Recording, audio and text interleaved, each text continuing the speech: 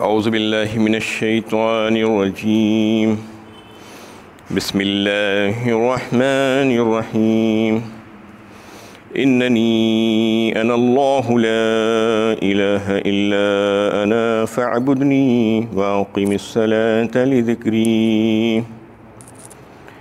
یہ سورہ طٰہٰ کی 14ویں آیت ہے۔ اس سے پہلے طٰہٰ کی 13ویں آیت تک بات مکمل ہو چکی تھی۔ اس میں یہ بات سامنے آئی تھی کہ حضرت موسیٰ علیہ السلام مدین سے ملک مصر کو واپس جا رہے تھے۔ راستے میں پاک میدان طویٰ میں اللہ تعالیٰ نے آپ کو نبوت اور رسالت سے سرفراز فرمایا۔ وَأَنَا اخْتَرْتُكَ فَاسْتَمِعْ لِمَا يُوحَىٰ کہا گیا اس میں کہ ہم نے تمہیں منتخب کر لیا ہے نبوت کے لیے، اور اب جو وحی کی جاتی ہے اس کو خوب غور سے سنو۔ اور پھر یہاں سے اللہ تعالیٰ خود آپ سے جو ہے ہم کلام ہے بنفس نفیس۔ یہ جو ہے دوسروں کے ساتھ، دوسرے انبیاء کرام کے ساتھ نہیں ہوا یہ معاملہ، کیونکہ اللہ تعالیٰ موسیٰ علیہ السلام کے ساتھ خود جو ہے کلام کیے ہیں، اننی انا اللہ کہہ کر۔ یہ بڑی رونگٹے کھڑے کر دینے والی آیت ہے اگر آپ اس پہ ذرا سا غور فکر کریں تو، کیونکہ اللہ تعالیٰ خود ہم کلام ہیں۔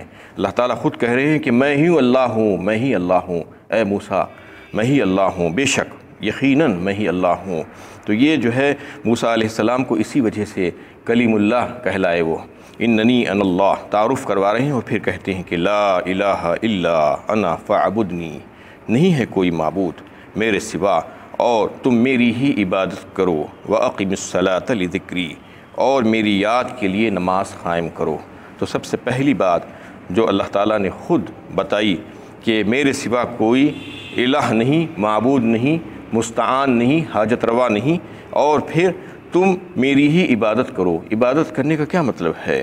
یا ایھا الناس اعبدوا ربکم الذی خلقکم والذین من قبلکم لعلکم تتقون۔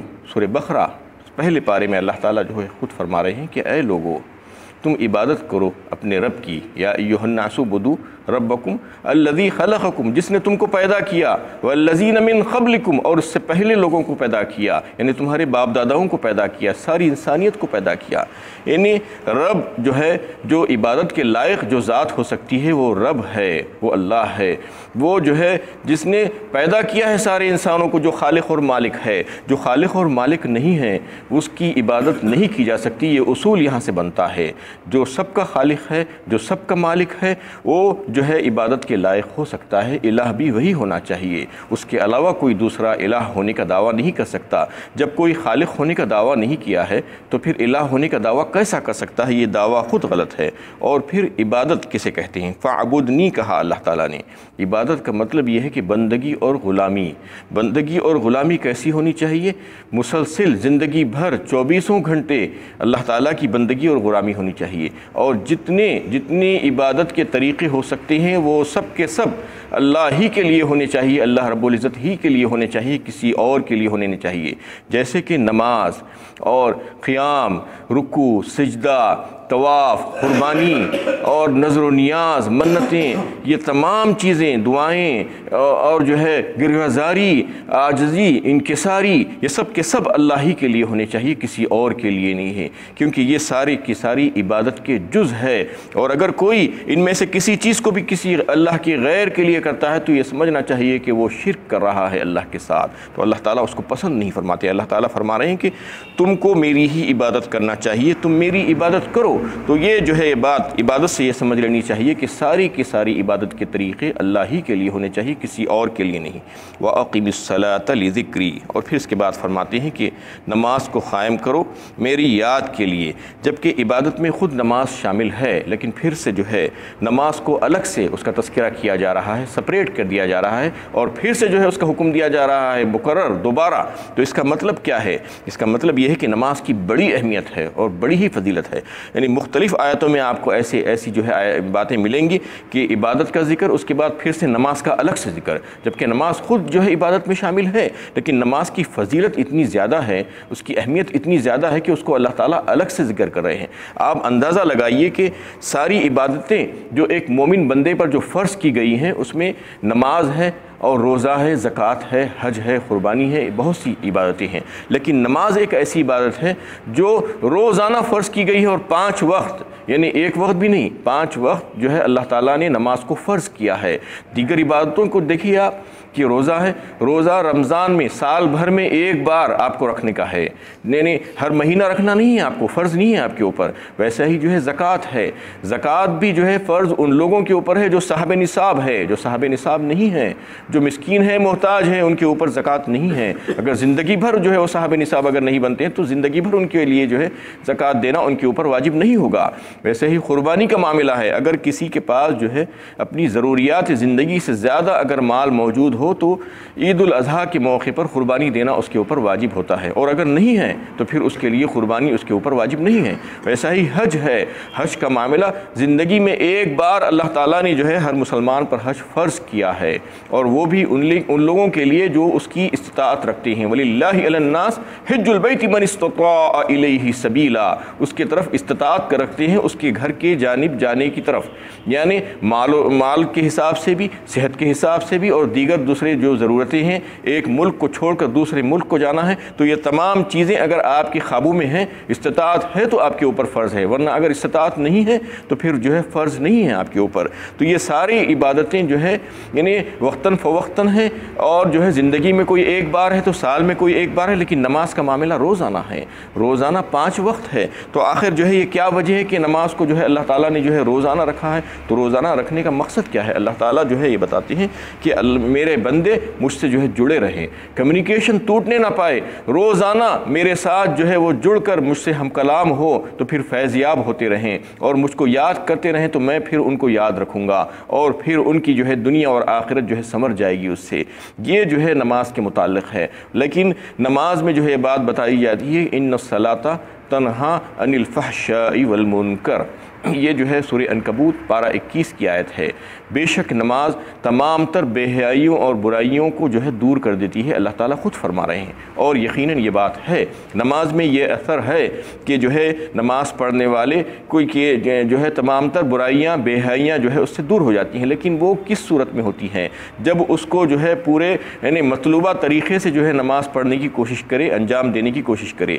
تو آئیے آپ یہ سنیے کہ نماز پڑھنے کے لیے کہیں پر نہیں کہا گیا ہے، نماز کو قائم کرنے کے لیے کہا گیا ہے۔ جہاں جہاں پر آپ کو نماز کا حکم ملے گا قرآن میں، تقریباً 30 بار سے زیادہ تو نماز کو قائم کرنے کا حکم دیا گیا ہے۔ اس میں جو ہے اللہ تعالیٰ ہمیشہ نماز کو قائم کرنے کے لیے کہتے ہیں، ھدی للمتقین الذین یؤمنون بالغیب ویقیمون الصلاۃ۔ سب سے پہلے پارے میں پہلی دوسری آیت میں بھی اللہ تعالیٰ نے یہ بات فرما دی ہے کہ ہدایت ہے اس قرآن میں ان لوگوں کے لیے جو پرہیزگارانہ زندگی گزارتے ہیں، اور پھر وہ اللہ پر غیب پر ایمان رکھتے ہیں، اور پھر وہ نمازوں کے قائم کرنے والے ہوتے ہیں۔ یعنی ان کی صفت ہوتی ہے، جو متقی ہیں، پرہیزگار ہیں، ان کی صفت یہ ہوتی ہے کہ وہ نمازوں کو قائم کرنے والے ہوتے ہیں۔ ایسے ہی ہر جگہ آپ کو جو ہے نماز کے قائم کرنے کا ذکر ملے گا۔ تو نماز کو قائم کرنا کسے کہتے ہیں؟ لوگ یہ سمجھتے ہیں کہ نماز پڑھ لی اوندھی چتی، جیسے چاہے اپنی مرضی سے جب دل چاہا پڑھ لیا تو یہ نماز کو قائم کر لیا، بالکل بھی نہیں۔ یہ نماز کو قائم کرنا اسے بالکل بھی نہیں کہتے، اور یہ نماز کو قائم کرنے والوں میں شامل نہیں ہو سکتے ایسے لوگ۔ نماز کو قائم کرنا تو یہ ہے کہ یہ سمجھے کہ یہ اللہ کا حکم ہے، اور 5 وقت اللہ تعالیٰ نے ہم پر روزانہ نماز فرض کی ہے، اور مردوں کے اوپر جماعت سے مسجد میں حاضر ہو کر نماز پڑھنا ہے، ادا کرنا ہے، اور پھر اس کے تمام آداب و شرائط کے ساتھ نماز کو ادا کرنا ہے۔ آداب و شرائط کیا ہے؟ یعنی سب سے پہلے آپ کی پاکی ضروری ہے، یعنی ہر طریقے کی پاکی، جگہ کی پاکی، لباس کی پاکی، اور پھر وضو، اور جو ہے جو اگر غسل کی حاجت ہے تو غسل، یہ تمام چیزیں ہونی چاہیے، اور پھر قبلہ رخ ہونا چاہیے، قبلے کی طرف جو ہے آپ کا رخ ہونا ضروری ہے، اور نماز کو ان کے اوقات میں پڑھنا ہے، جو وقت ہے اس میں پڑھنا ضروری ہے، اور دیگر بہت سی شرائط ہیں۔ ویسے ہی جو ہے جو اس کے آداب ہیں اور جو ہے اس کے ارکان ہیں، اس کا لحاظ کرنا، فرائض جسے کہتے ہیں، نماز کے فرائض کو جاننا اور پھر اس کے واجبات کو جان کر اس پر جو ہے صحیح طریقے سے عمل کرنا، اس کی سنتوں کو جو ہے سمجھنا اور اس کو جو ہے سمجھ کر اس کے مطابق نماز کو ادا کرنا اور اس کی مکروہات اور مفسدات سے جو ہے بچنے کی کوشش کرنا، یہ تمام چیزیں نماز کو قائم کرنے میں شامل ہے۔ اور اگر اس میں سے آپ کسی چیز کو چھوڑ دیں گے تو وہ نماز آپ کی ناقص رہ جائے گی، مکمل نہیں ہوگی اور آپ نماز کو قائم کرنے والے نہیں بن سکتے۔ اس لیے آپ اگر نماز پڑھ رہے ہیں تو نماز کو اچھی طریقے سے سیکھ کر اس کے تمام آداب و شرائط کے ساتھ ان کے اوقات میں جو ہے اس کو ادا کرنا چاہیے، اور یہ سمجھ کر کہ یہ 5 وقت اللہ تعالیٰ نے مجھ پر فرض کیے ہیں، میں 5 وقت اس کو ادا کروں گا اور ان کے اوقات میں ادا کروں گا اور جماعت کے ساتھ ادا کروں گا۔ یہ نہیں کہ جب جی چاہا پڑھ لیا، کبھی 2 نمازیں پڑھ لی، کبھی 3 نمازیں پڑھ لی، کوئی جو ہے جمعے کی نماز ادا کر لیتے ہیں، کوئی یہ کرتے ہیں کہ 4 نمازیں تو پڑھتے ہیں، فجر کی نماز نہیں پڑھتے۔ یہ کہ نیند ان کے اوپر جو ہے غلبہ نیند کا آ گیا ہے اور جو ہے راتوں میں دعوتوں میں جا کر پارٹیوں میں جا کر آتے ہیں اور یہ کہتے ہیں کہ رات میں دیر ہو گئی، تو یہ سب چیزیں چلنے والی نہیں ہیں۔ یہ جو ہے کوئی عذر نہیں ہے، عذر شرعی نہیں ہے کہ رات میں دیر ہو گئی تھی۔ دیر کیوں ہو گئی تھی؟ دیر نہیں ہونی چاہیے، اگر ہوئی ہے تو یہ آپ کو جو ہے اس کا یہ عذر نہیں ہو سکتا کہ نماز سے آپ غائب ہو جائیں۔ اس لیے جو ہے آپ اگر سفر میں ہیں تو اس وقت بھی آپ کے اوپر نماز ہے، اور اگر آپ گھر میں ہیں تو اس وقت بھی آپ کے اوپر نماز ہے، آپ بیمار ہیں تو بھی نماز ہے، یعنی تمام حالتوں میں جو ہے نماز ہے۔ نماز کو جو ہے آپ تاخیر کر کے نہیں پڑھ سکتے، جیسا دوسری عبادتوں میں اللہ تعالیٰ نے رعایتیں دے کر رکھی ہے، جیسا کہ روزہ ہے۔ روزے کے لیے یہ کہے کہ اگر آپ جو ہے سفر میں ہیں تو آپ تاخیر کر سکتے ہیں فرض روزوں میں بھی، اور جو ہے جو حاملہ عورتیں ہیں ان کے لیے بھی اجازت ہے، اور جو دودھ پلانے والی عورتیں ہیں ان کے لیے بھی اجازت ہے کہ وہ تاخیر سے رکھ سکتی ہیں۔ تو اس طریقے سے دوسری عبادتوں میں بھی جو ہے کچھ نہ کچھ رعایتیں ہیں، لیکن نماز میں وہ تاخیر کرنے کی رعایت نہیں ہے۔ ہاں کچھ کنسیشنز ہے کہ اگر آپ کو جو ہے وضو کرنے سے تکلیف ہوتی ہے اور بیماری کا خدشہ ہے تو آپ وضو کے بجائے تیمم کر سکتے ہیں۔ آپ کو کھڑے ہو کر نماز پڑھنے میں تکلیف ہے پیروں میں تو آپ بیٹھ کر نماز ادا کر سکتے ہیں، بیٹھ کر پڑھنے میں بھی تکلیف ہے تو لیٹ کر نماز ادا کر سکتے ہیں۔ اگر لیٹ کر بھی جو ہے آپ صحیح طریقے سے نہیں پڑھ سکتے، اتنی تکلیف ہے، تو آپ اشاروں سے بھی نماز پڑھ سکتے ہیں۔ اور اگر آپ کے پاس ایسی گندگی اور غلاظت نکل رہی ہے جو آپ وقتاً فوقتاً اس کو صاف نہیں کر سکتے، اس پر قادر نہیں ہے، اس پر قدرت نہیں ہے آپ کو، تو اس کے بغیر ہی آپ نماز ادا کر لے سکتے ہیں تازہ وضو کر کے، اور وضو بھی کرنے پر اگر آپ کو قدرت نہیں ہے تو اس کے بغیر ہی آپ جو ہے نماز ادا کر سکتے ہیں۔ ان تمام حالتوں میں جو ہے آپ کو نماز ادا کرنا ہی کرنا ہے۔ یعنی عام طور پر یہ دیکھا جاتا ہے کہ لوگ تفریح پر جاتے ہیں تو نماز چھوڑ دیتے ہیں، سفر پر جاتے ہیں تو نماز چھوڑ دیتے ہیں، ہوائی جہاز کا سفر ہو رہا ہے تو نماز نہیں پڑھ رہے ہیں، ٹرین کا سفر ہو رہا ہے نماز نہیں پڑھ رہے ہیں۔ یہ جو ہے ایسی اجازت نہیں ہے، چاہے آپ ہوائی جہاز کا سفر کریں چاہے ٹرین کا سفر کریں، آپ کو نماز اپنے وقتوں میں ادا کرنا ہے، اور وقت معلوم کر کے آپ جو ہے فوراً اس کو قبلے کا جو ہے تعین کرنے کی کوشش کریں حتی الامکان، اور اگر تعین نہ ہو سکے تو جس طرف گمان غالب ہو ویسا ہی نماز کو ادا کر لیں، یہ ضروری ہے۔ یعنی تمام حالتوں میں نماز جو ہے نماز کی فرضیت کبھی بھی منسوخ نہیں ہو سکتی، یہ اللہ تعالیٰ نے جو ہے مقرر فرما دیا ہے۔ یہ اس وجہ سے ہے کہ اس کی وجہ سے جو ہے ایک مومن بندے کی پہچان ہوتی ہے، ایمان اور کفر کی پہچان نماز ہی سے ہے، اور دین کا ستون کہا، ایمان کا نور کہا اس کو، یعنی یہ تو جو ہے ایک ایسی چیز ہے جس سے جو ہے ایک مومن بندہ پہچانا جاتا ہے کہ یہ مومن بندہ ہے۔ تو اس لیے نماز کی بڑی اہمیت اور بڑی فضیلت آئی ہے۔ اس کو جو ہے اس کو الگ سے بیان کرنے کا مقصد یہی ہے کہ یہ نماز کو جو ادا کرنے والا ہے وہ اللہ کے قریب ہو جاتا ہے، وہ اللہ سے جو ہے باتیں کرتا ہے، اللہ تعالیٰ سے اس کا ذریعہ جو ہے رابطہ اس کا جو ہے بنا رہتا ہے، ٹوٹتا نہیں ہے۔ تو یہ تمام چیزیں جو ہے نماز میں ہیں، اس لیے نماز کو الگ سے اللہ تعالیٰ نے ذکر فرما دیا ہے۔ وآخر دعوانا ان الحمد للہ رب العالمین۔